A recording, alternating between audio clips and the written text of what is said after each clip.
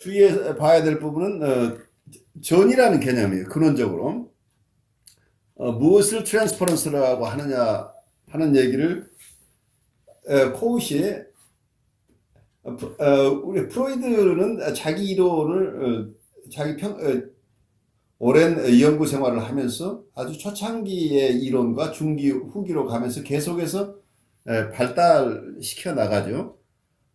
그래서 같은 프로이드 얘기지만 어느 시기의 프로이드를 가지고 지금 나중에 다른 이론가들이 프로이드에 대해서 얘기하고 있는지를 우리가 주의 깊게 봐야 된다는 겁니다.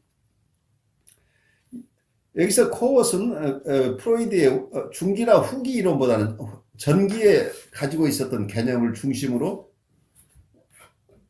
프로이드를 이해하고 그렇게 이해한 프로이드의 이론 위에 자기 이론을 지금 펼치려고 준비하는 단계죠. 근데 여기서 가장 중요하게 떠오르는 게 전이가 뭐냐고 할 때 우리가 보통 여러분들이 이해하고 있는 전이는 여기서 코우시 얘기하는 임상적 전이죠. 임상에서 과거의 중요한 대상에게 가졌던 정서가 무의식 속에 있던 것이 분석가에게 투사된다. 이제 이렇게 이해하고 있죠. 그래서 어떤 면 무의식에 있던 것이 나온다는 점에서 심리 내적인 것이기도 하지만 또 한쪽에서는 대인 관계 속에서 일어나는 거죠. 그래서 대인 관계 속에서 이 전이가 일어난다고 보통 우리가 분석가의 관계에서 전이가 일어난다. 또 일상 삶 안에서도 과거의 중요한 대상과 비슷한 사람, 어떤 전이가 일으킬 만한 대상을 만나면 과거의 원대상에게 느꼈던 정서가 새로운 대상에게 투사되는 경우를 얘기한다. 이렇게 보통 얘기를 하는데 이런 일반적으로 받아들이는 전이 개념보다 그 앞서 있었던 프로이드의 전이 개념을 여기서 중요하게 살려내고 있어요.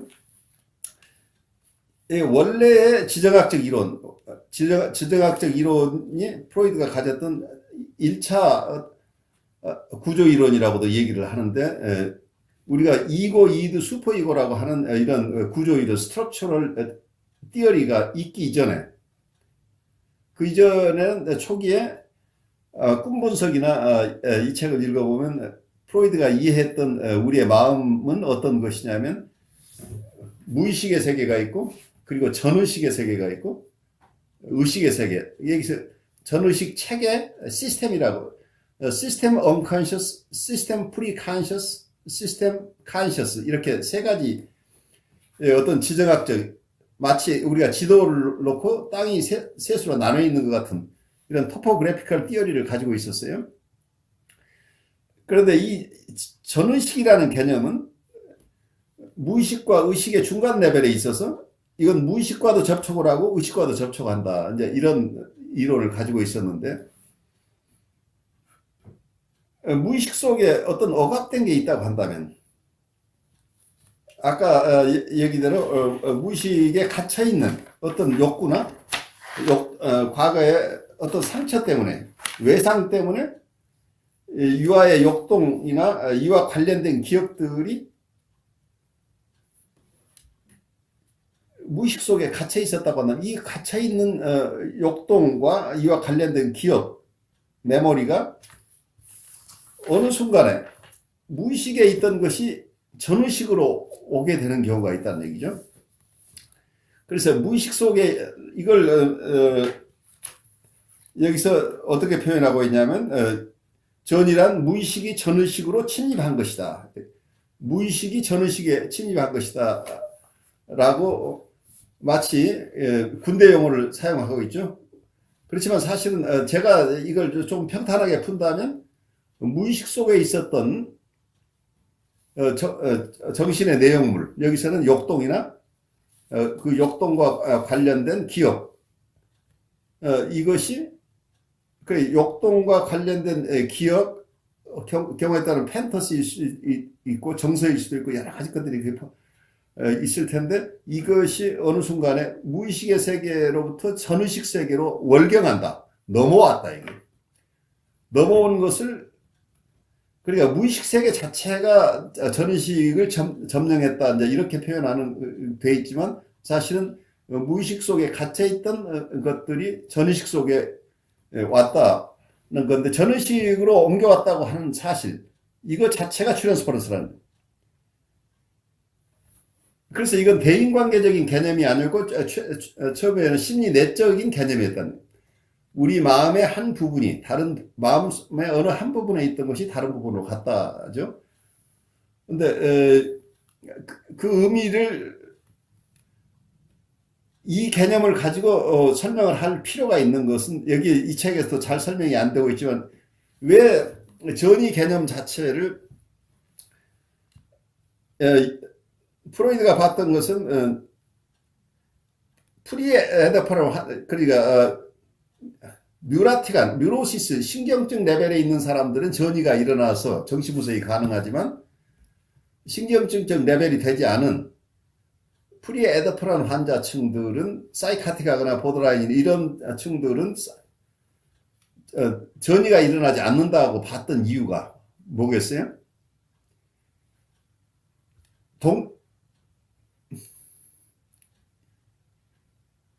그렇죠.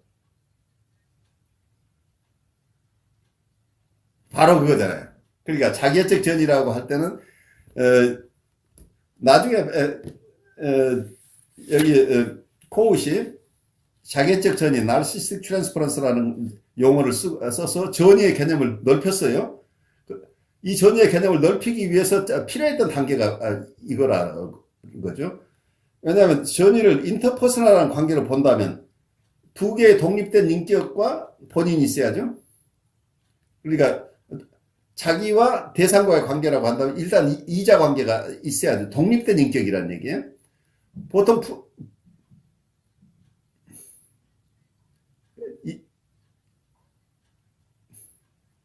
그렇죠. 바로 그거죠. 이분들은 독립된 인격으로서 상대방을 볼 수 없고 자기의 일부분이거나 자기와 쌍둥이거나 이렇게 해서 자기하고 같은 존재로 보고 있는 이런 정신 단계이기 때문에 결국은 이때는 자기와 대상이 구별되어 있지 않잖아요.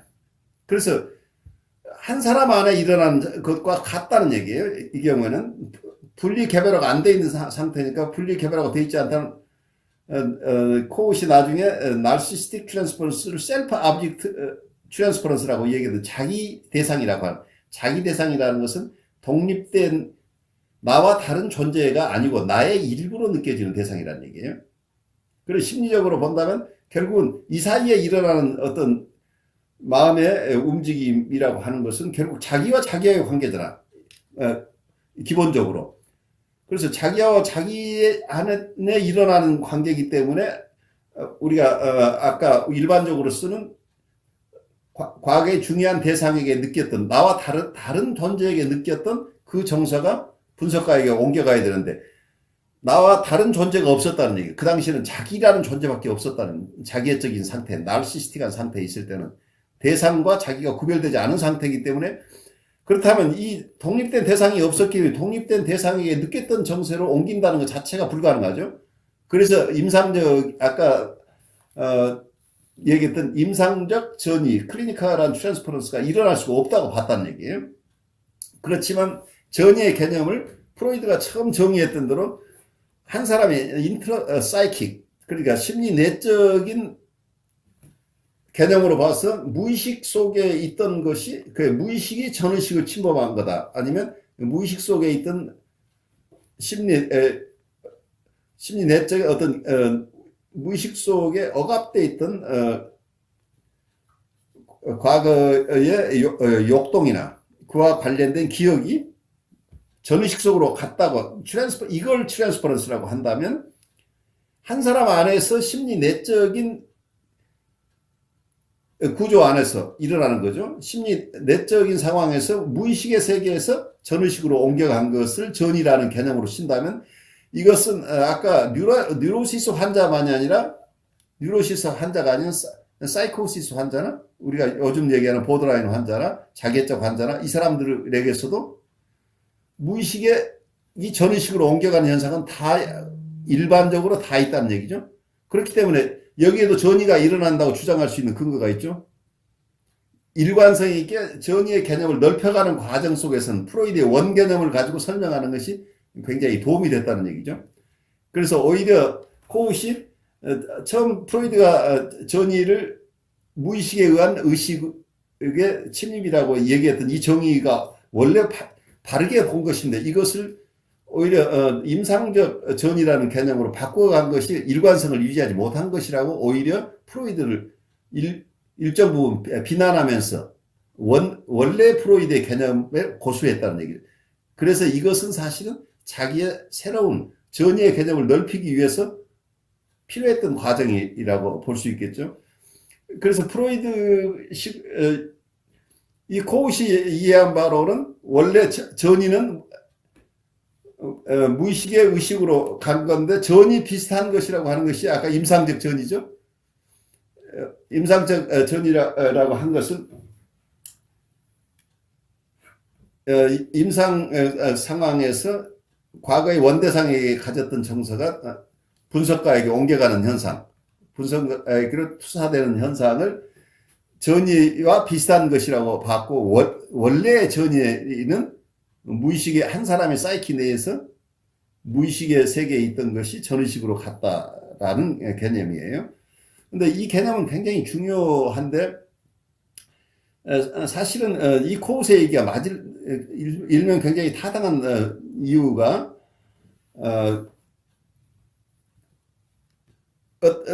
영국의 크리스토퍼 볼러스라는 유명한 정신분석가가 있는데 이분도 주장하는 게 이런 원래의 개념, 무의식이 의식화되는 과정에 중점을 두고 봐야 되는. 그러니까 아까 무의식에 있던 것이 전의식에 왔다는 얘기는 전의식에서 의식으로 통하니까 결국은 크게 보면 무의식의 의식화 과정이죠. 그래서 자유현상이 일어나는 것 자체가 뭐냐고 할 때 자유현상은 결국은 무의식의 세계에 접근하는 방법이 툴이 자유현상이라고 이해를 하죠. 아까 크리스토퍼 볼러스도 봤던 건 이런 것들이에요. 그래서 이 무의식의 의식화라고 하는 얘기는 또 깊이 얘기를 하면 무의식이라고 하는 것은 우리가 합리적이지 않은 세계죠. 라직이 통하지 않은 거죠. 그 속에서는 논리가 없고 시공간이 시작과 끝도 구별이 되지 않고 장소도 별로 중요한 게 아니고 거기서는 비합리적인 것, 그러니까 아이들의 세계죠. 꿈의 세계죠. 꿈의 세계는 라지컬한 세계가 아닌데 이 속의 세계가 합리적인 세계라고 하는 게 전의식이나 의식의 세계를, 그러니까 1차적 사고방식이 지배하는 세계가 무의식의 세계라는 얘기. 2차적인 사고방식, 논리적인 사고방식이 적용되는 게 전의식의 세계인데 결국은 무의식 속에 갇혀 있었던 어떤 기억이 전의식을 통해서 의식화된다고 하는 것은 여기서는 합리적인 논리의 세계에 접근한다는 얘기죠. 그래서 이 과정을 통해서 무의식 속에서 계속해서 우리에게 영향을 미치고 있는 이런 우리의 내적 생활이나 아니면 외부 행동, 의사결정, 이 모든 것에 우리가 의식하지 못하는 사이에 압력을 행사하고 있는 이 무의식 속에 어떤 것들이 의식화돼서 우리가 허상에 의해서 살고 있다고 하는 것이 무의식의 지배를 받고 있기 때문이라고 보는 거죠. 실제 리얼리티를 보지 못하는 건 무의식이 우리를 지배하고 있는 부분이니까 무의식으로부터 자유스러워지는 영역이 많아진다고 하는 것은 우리의 인사이트가 풍부해지고 우리가 좀 더 있는 것을 있는 그대로 볼 수 있는 능력이 늘어난다는 거죠. 무의식의 그러니까 우리가 전이라는 개념 속에 드러나고 있는 것은 임상적인 전이를 본다면 그것은 사실은 이게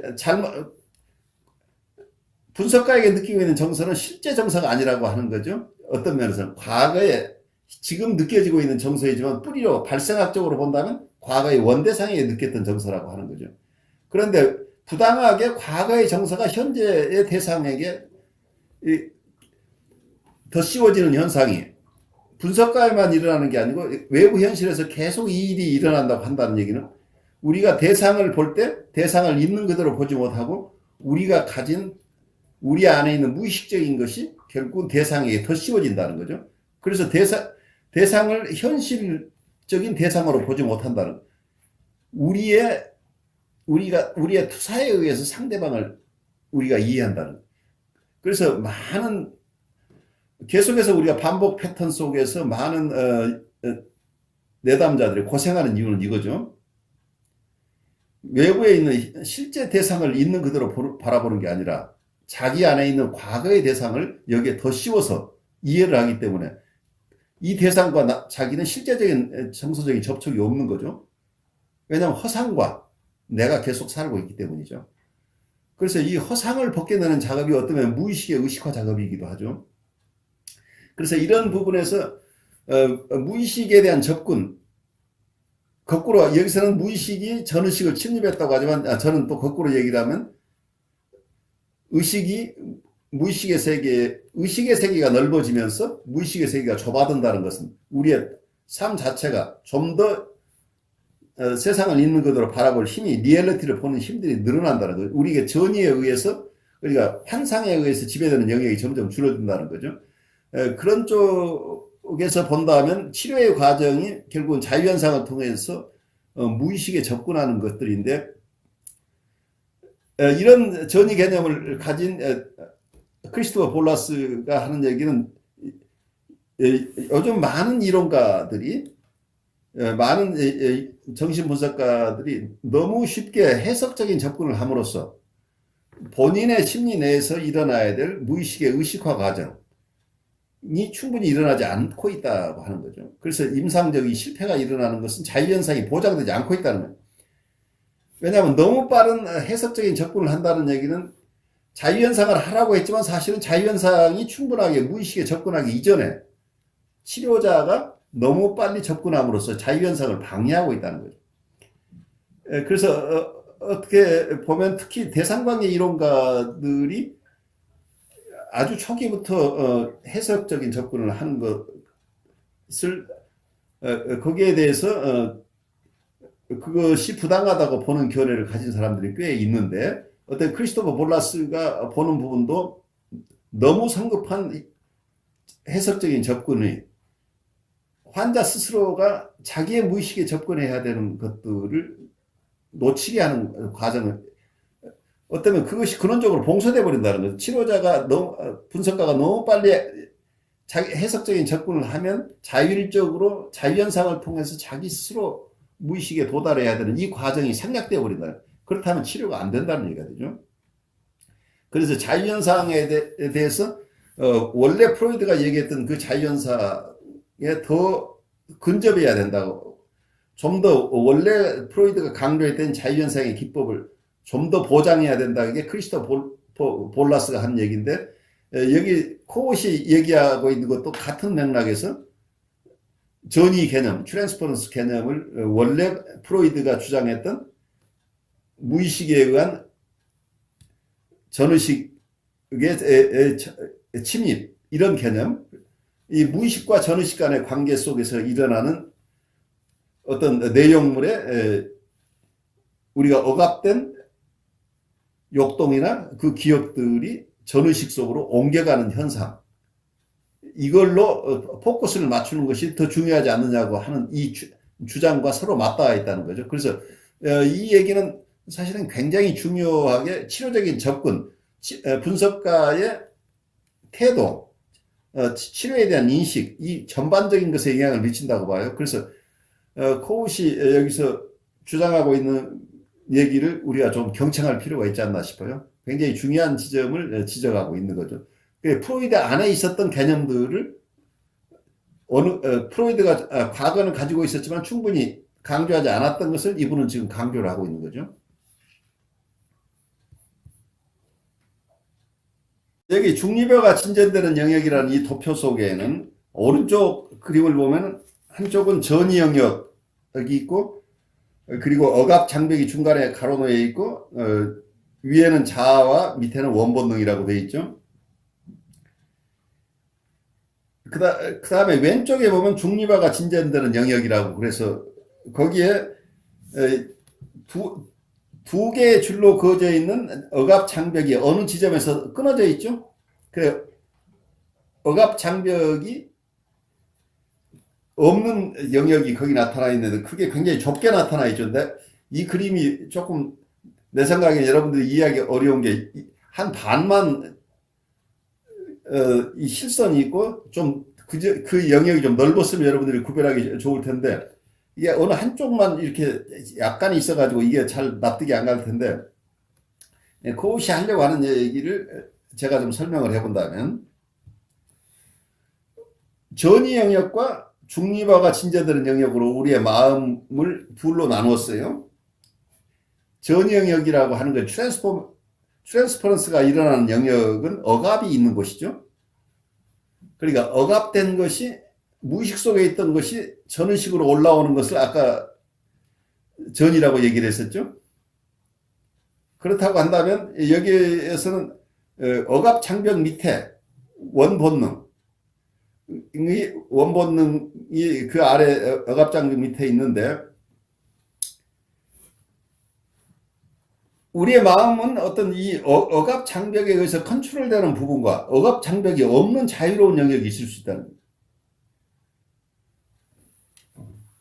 그럼 이걸 어떤 면에서 아이의 양육과 관련해서 지금 설명을 하고 있는데 아이가 어떤 욕동을 드러냈을 때 그 욕동을 금지해야 되는 것은 우리가 아이들이 사회에 적응하기 위해서는 필요한 것들이니까 욕동이 지나치게 함부로 잘못 쓰이지 않도록 컨트롤할 필요는 있겠지만 아이가 알아듣도록 잘 설명하는 부모와 무조건 절대적으로 금지시키는 부모가 다르다는 거죠. 그래서 아이가 자기가 심하게 치매적으로 느껴지지 않도록 아이에게 충분하게 설득해서 교육을 하고 있는 환경이라고 한다면 여기에서는 억압이 일어나지 않아도 된다는 얘기예요. 어떤 사람은 성숙하는 과정에서 억압의 양이 다른 사람보다 훨씬 많은 사람이 있고 어떤 사람은 억압된 게 별로 없고 이 중립화가 진전되는 영역이 어떤 사람은 굉장히 넓다는 얘기죠. 중립화가 진전되는 영역이라고 하는 것은 이 또는 따로 억압이 일어나는 게 아니고 여기 원본능과 자아 사이에 큰 갈등이 없는 그런 영역이라고 하는 자아 심리학자들이 어쩌면 conflict free area라고 얘기를 하기도 하는 갈등이 없는 우리의 언어 기능이나 우리가 운동 기능이나 이런 것은 우리의 마음의 갈등과 상관없는 것들이 우리의 마음에 기억하고 하는 것들은 여러 가지 기능들이 우리의 심리를 전부가 어떤 우리의 욕동과 거기에 대한 방어로만 이해를 할 수는 없다는 거죠. 모든 것이 어떤 다 금지되고 이런 것들이 아니고 자연스럽게 그 욕동들이 표현되지만 원래 목적, 아예 성적 욕동이나 어떤 공격 욕동 그 자체가 에임 이니비션이라는 그 목적 자체로 사용되지 않고 그러니까 아이가 공격성이 있지만 엄마가 이럴 때 동생을 때리면은 동생이 굉장히 힘들고 그렇게 되면 애가 얼마나 아플까 이렇게 잘 설명을 해서 아이가 납득이 되면 원래 공격하려고 하던 것은 그 공격을 멈추게 되겠죠, 아이가. 그렇지만 그것 때문에 이것이 지나치게 억압되거나 하진 않는데 네가 그렇게 아이가 네 동생이 미운 생각이 들고 할 때는 왜 미운가를 엄마한테 얘기를 하면 좋지 않겠니? 그래서 얘가 올터너티브하게 다른 방식으로 그 공격성을 표현할 수 있도록 도와주는 길도 얼마든지 있겠죠. 그래서 아이가 자기가 가지고 있는 이런 욕동들 표현 자체가 엄격하게 무조건 금지되어 있다고 한다면 여기서는 억압을 할 수밖에 없잖아요. 만약에 이 욕동을 드러내는 순간 자기가 공격받고 사랑받지 못하고 쫓겨날 것 같은 두려움이 있다고 한다면 아이는 무엇든 자기한테 일어나는 욕동들이 부모가 불안해하는 욕동들이 생기면 무조건 억압하는 영역이 계속 늘어난다고. 억압하는 영향이 늘어난다고 하는 것은, 억압하는 것은 많은 에너지를 소모하는 거죠. 그런데 만약에 부모가 아이를 잘 돌볼 힘이 있어서 아이가 어떤 공격성이나 성적인 호기심 같은 게 있을 때 네가 잘하면은 너와 같은 나이 또래 아이들과 나중에 네가 아주 좋은 친구 관계를 맺다가 나중에 엄마 아빠처럼 결혼도 하는 거야 라고 하면서 이 호기심이 정당한 것임을 부모가 확인해주고 오히려 그런 것들이 억압할 대상이 아니고 아이가 좀 더 삶을 이해하는 쪽으로 가도록 이렇게 잘 도와주고 격려해주는 이런 부모 밑에 있다고 한다면 불필요한 억압을 하지 않고 오히려 아까 얘기한 그 성적 욕동이나 공격성 자체의 그 에임을 달성하지 않고 오히려 그 에너지는 중립화된다는 얘기예요. 우리의 역동이라고 하는 것은 왜 역동이 중요하냐면 역동 이론에 의하면 드라이브 디어리에서는 역동 속에 에너지가 있다는 얘기죠. 그래서 우리의 삶의 에너지는 이 역동으로부터 온다고 보고 있기 때문이에요. 드라이브 디어리의 굉장히 중요한 얘기는. 그렇다면 이게 이 역동을 억압해 버린다고 한다는 얘기는 에너지를 사장시킨다는 얘기예요. 그러면 이 에너지가 아까 중립화되는 영역이라고 하는 것은 이런 억압을 거치지 않고 이 역동들 속에 아까 사회적으로 용납되지 못할 그런 목적, 그런 활동을 하지 않는 대신에 그 에너지 자체는 중립화돼서 이 에너지를 이고가 잘 사용할 수 있게 된다는 얘기. 그럼 이고 자체가 이고가 할 수 있는 여러 가지 기능들이죠. 이고라고 하는 것은 원래 우리 마음의 기능들이니까 그래서 공부도 할 수 있고 운동도 할 수 있고 여러 가지 기능들 플레이도 할 수 있고 이런 기능들을 발달하는데 이 에너지원이 사용된다는 거죠. 그렇기 때문에 이 중립화 영역이라고 하는 개념은 중립화가 진전되는 영역이라고 하는 것은 뉴트럴라이제이션이 되고 있다고 하는 지역은 어떤 면에서는 비유적으로 얘기한다면 여러분 개성공단이에요. 우리 휴전선이 동해에서부터 서해까지 다 쳐져 있었는데 어느 영역에서 이런 휴전선이 아니고 남북이 교류하는 영역이 있다고 한다면 여기에서는 억압이 일어나는 게 아니고 상호 교류가 일어나죠. 그래서 남과 북이 합쳐서 새로운 물품을 만들고 서비스를 창출하고 하는 일들이 이쪽에서 일어나고 있죠. 이 영역이 마음 안에 있다는 거죠. 그런데 어느 집안에서는 휴전선이 워낙 강고해서 개성공단이 없는 집안에 자라는 아이도 있고 어느 집에서는 휴전선이 별로 없고 거의 다 개성공단이 아니라 거의 전체가 어떠면 휴전선이 없는 상태고 꼭 필요한 몇 곳에 검문소 정도가 있는 이런 환경이 있을 수 있다는 얘기입니다. 그렇게 된다면 아이가 자라면서 자기가 가진 이 본능 속에 있는 에너지들이 인간 발달하는데 적절하게 사용될 수 있었느냐 없었느냐 결정적인 영향을 미치겠죠. 억압이 많은 곳에는 중립할 에너지가 없다는 얘기죠. 그리고 또 개념적으로 본다면 그 원래 억압된 에너지 속에 있는 에너지가 사용되지 않을 뿐만 아니라 억압을 하기 위해서는 이고가 가지고 있는 억압이라고 하는 것 자체가 리프레션 자체가 나중에 스트럭처럴 티어리에서 보면은 무의식적이긴 하지만 이고의 펑션이라는 얘기예요. 그래서 억압에 소용되는 힘, 그러니까 뭔가를 억압하기 위해서는 여기서 억압 위로 치솟으려고 하는 이런 힘이 있기 때문에 거기에 대한 그와 반대되는 힘으로 눌러야 되기 때문에 억압하는 힘 자체가 굉장히 큰 에너지를 소모하고 있죠. 이게 생산적인 에너지가 아니죠. 그러니까 이게 군수공장 짓는데 소용될, 그러니까 38선에 병력을 주둔하고 있음으로써 자기 산업시설을 돌릴 수 없는 거죠.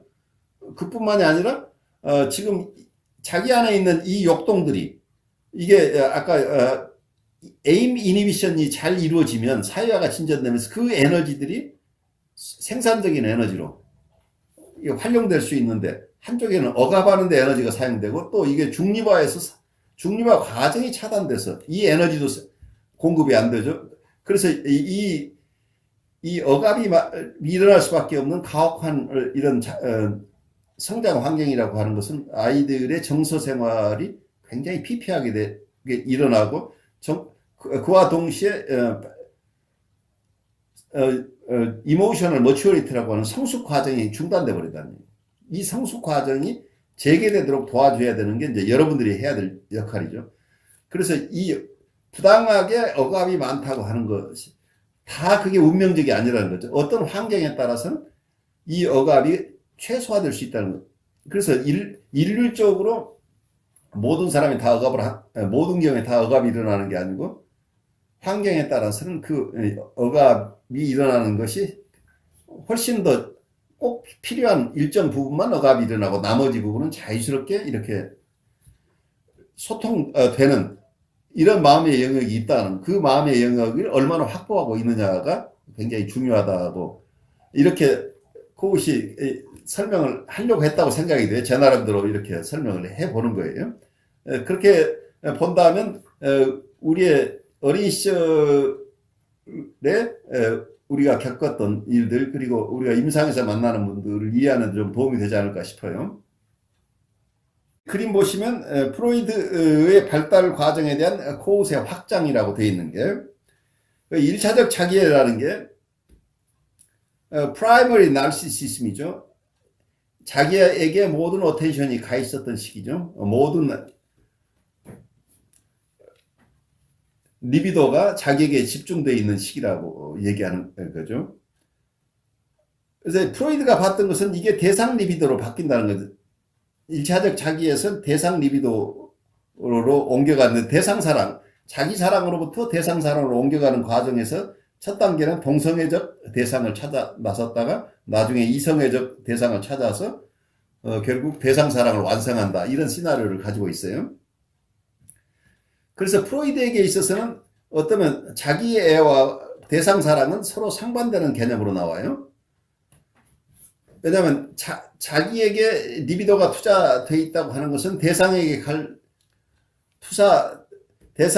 리비도가 투자되지 않고 있다는 거고, 만약에 대상을 잃어버렸거나 대상사랑을 잃었다고 한다면 그 리비도가 회수돼서 다시 자기애로 오기 때문에 이걸 1차적 자기애와 2차적 자기애라고 보통 부르죠. 어쨌든 이 자기애라고 한 나르시시즘과 사랑은 상반되는 개념, 대상사랑을 상반되는 개념으로 봤기 때문에 어떤 면은 사랑하기 위해서는 자기를 희생해야 된다는 개념이 속에 들어가 있죠. 그러니까 자기를 사랑하는 사람은 남을 사랑할 수 없다로 돼 있죠. 이 그림의 의미를 잘 보시면. 그런데 지금 코웃이 봤던 부분은 자기에는 독립된 발달 목표와 발달 과정을 가지고 있다고 이렇게 자기애를 긍정해내고 있어요. 그래서 자기애를 하나의 우리 마음속에 하나의 구조로 보고 있는데, 하나의 스트럭처인데, 그 중에 하나가 이상화된 부모 원상이라고 하는, 이상화된 부모 원상, 아이디얼라이스드 parental imago라는 개념을 썼는데, 나중에 프로이드 글 속에서는 이게 아이디얼라이스드 아브젝트라는 용어로 또 같이 쓰기도 해요. 이상화된 대상이에요. 그래서 여기에서 나중에 이고 아이디얼이 발생한다고 봐요. 처음에는 자기 안에 있던 것이 결국은 자기한테 있는 이상적인 부분을 부모에게 투사해서, 근데 부모가 또 그것을 계속적인 이상적인 대상이 되지 못할 때는 자기가 회수해서 자기의 이고 아이디얼, 자기 이상, 우리가 이상을 추구하는 우리의 내면의 일부가 된다. 이제 이렇게 보고 있는데, 또 하나는 이상화된 부모 원상과 함께 자기애적 자기란 나르시스틱 셀프라고 하는데, 나중에는 이 자기애적 자기가 그랜디오스 셀프라는 개념으로 거대자기라는 용어로 또 바뀌었어요. 나중에 어떤 자기적 자기라고 하는 게 자기를 아주 거대하게 이렇게 느끼는 거, 어떤 과대자기라고 표현도 하는데, 여기에서 앰비션이 온다고 보고 있어요. 앰비션이라는 말을 포부라고 번역을 했는데, 포부라고 보기보다는 저는 그냥 야망이라고 번역하는 게 적절하지 않을까 싶어요. 그래서 이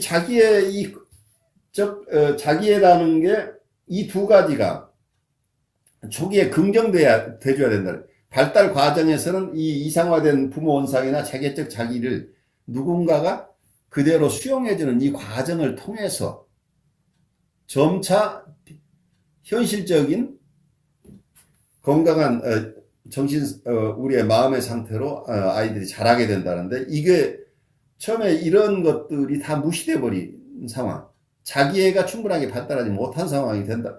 결국은 이게 성숙한 인격 구조 속에 이 자기애가 편입돼 들어가야 되는데, 이 성격 구조에 이게 포함되지 못하고 결국은 이 자기애가 인격 구조, 병리적인 자기애로 남아버릴 가능성들이 있다고 하는 부분을 우리가 이해해야 돼. 그래서 건강한 자기애로 인격에 통합될 수 있으면 좋은데, 그렇지 못한 경우에 인격 통합이 일어나지 않아서 자기애적인 환자들이 발생할 수 있다고 하는 것을 우리가 이해해야 되고, 그래서 이 발달 과정으로서의 독특한 발달 목표를 가진 자기애를 좀 더 깊이 우리가 이해한다면, 임상에서도 이런 자기애적 환자들 돌볼 때는 충분하게 이 자기애가 발달해서 궁극적으로 자기 스스로 자기 안에서 자기 인격의 일부로서 통합해낼 수 있도록 시간이 걸리지만 도와주어야 된다는 임상적인 함의가 이 속에 포함되어 있죠. 그래서 이건 아주 기본적인 스트럭처고, 앞으로 계속해서 이 부분들을 우리가 공부해 나갈 거죠. 이게 하나하나 거대 자기에 대한 얘기, 그 이상화된 자기라고 하는 것. 아마 이 얘기를 들으면서 여러분들이 이전에 공부했던 캐런 호나이의 얘기하고 여러분들이 마음속에 좀 비교하면서 앞으로 공부하는 게 좋을 거예요. 캐런 호나이는 이상화된 자기라는 아이디얼라이즈드 셀프라는 개념을 가지고 있었죠.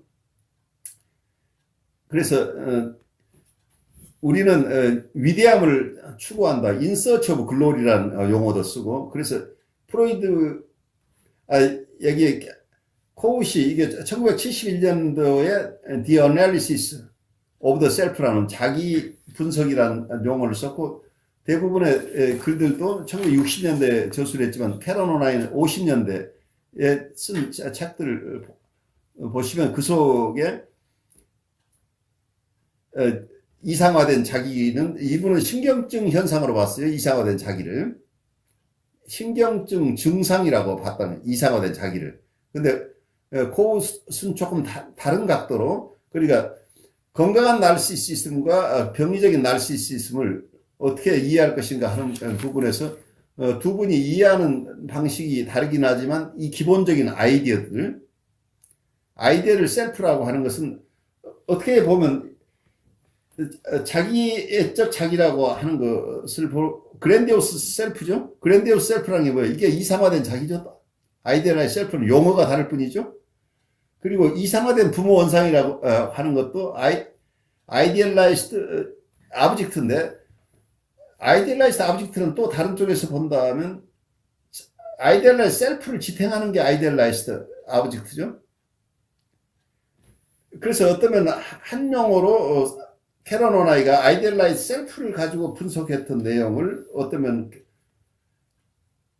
여기서 코웃은 이걸 두 가지 개념으로 나누어서 조금 더 세밀하게 살피려고 애를 쓰고 있다, 이렇게 우리가 연결시켜서 볼 수도 있겠죠. 그래서 이쪽에서는 나중에 보시면 리얼리티 이고라는 용어들이 나오는데, 어떤 면에서는 캐런 호나이가 봤던 것은 트루 셀프하고 폴스 셀프 간의 궁극적인 갈등 관계가 내재되어 있는 속에서 아이디얼라이즈드 셀프라는 것은 하나의 방어 수단이라고 봤던 부분을 이 코웃의 이론과 대비시켜서 조금 양쪽을 크리티컬한 쪽에서 이분의 생각은 왜 이렇게 진전이 됐고 이분의 논리로는 어떻게 가고 있고 그리고 코우스의 논리는 캐런 호나의 논리하고 어떤 부분에서 다르고 또 어떤 부분을 더 발전시켰는가 하는 것을 이해하면서 본다면 우리가 좀 더 풍요롭게 공부를 할 수 있을 거예요. 그래서 어쩌면 코우스를 공부하기 전에 제가 캐런 호나이를 여러분하고 같이 공부했던 이유가 굉장히 밀접하게 관련되어 있는 개념들을 두 분이 가지고 있기 때문이에요. 우리 그 다음으로 갈까요? 여기서 환자의 자기적 구조의 재형성과 이것들을 성격으로 통합하는 것은 이것이 어떤 코우시 주장하고 있는 중요한 부분이죠.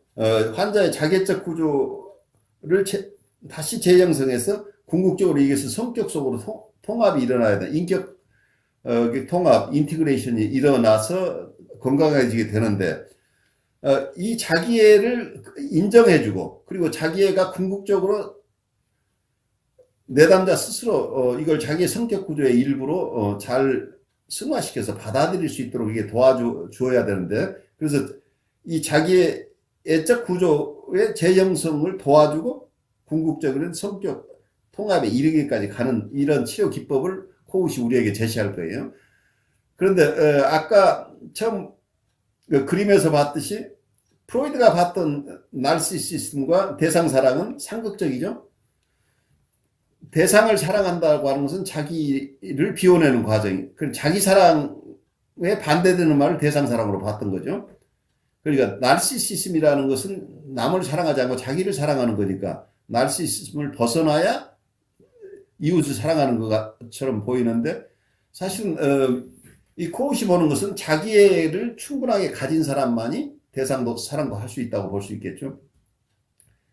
그래서 자기애를 긍정해내고 있어요. 자기애가 잘 발달한 사람이 대상 사랑도 잘할 수 있다고 우리가 이렇게 얘기할 수 있는데 어쩌면 여러분이 영성적인 측면에서도 잘 보시면 이웃을 바르게 사랑하는 사람들은 참으로 자기를 깊이 사랑할 수 있는 능력을 가진 사람이 아닌가 하는 이런 쪽에서 접근하는 영성가들도 많이 있다는 걸 이해를 한다면 프로이드와 코우스의 서로 어떤 사랑에 대한 데피니션의 차이가 이 속에 숨겨져 있는데 여러 분야에서 우리가 사랑이라고 할 때 이게 자기를 사랑하지 않는 사람이 이웃을 사랑할 수 있느냐 하는 질문을 우리가 가지고 봐야 된다고 하는 거죠. 그래서 자기 사랑을 긍정적으로 볼 수 있는 힘이 굉장히 필요한데 자기를 사랑하는 것이 뭐가 잘못된 것처럼 생각하는 병리적인 나르시시즘에서 벗어나서 건강한 나르시시즘으로 가야 되는데 궁극적으로 이 나르시시즘 자체가 나쁜 게 아니라 나르시시즘 자체가 건강하게 발달해서 성격 구조로 편입돼야 되는데 이 과정이 중간에서 발달이 정지된 상태라고. 그래서 이 발달 정지 상태에 있는 게 나르시시즘이 충분히 발달해서 이게 성격 구조로 건강하게 흡수되지 통합되지 못한 상태를 병리적이라고 봐야 되지 않느냐. 그리고 진정한 대상 사랑은 자기 사랑을 이룬 사람이 할 수 있는 것이 아니냐. 그래서 충분한 성숙한 나르시시즘이 우리에게 필요한 것이 아닌가 하는 질문을 여러분과 함께 가지면서 이 과목을 계속 공부하고 싶어요.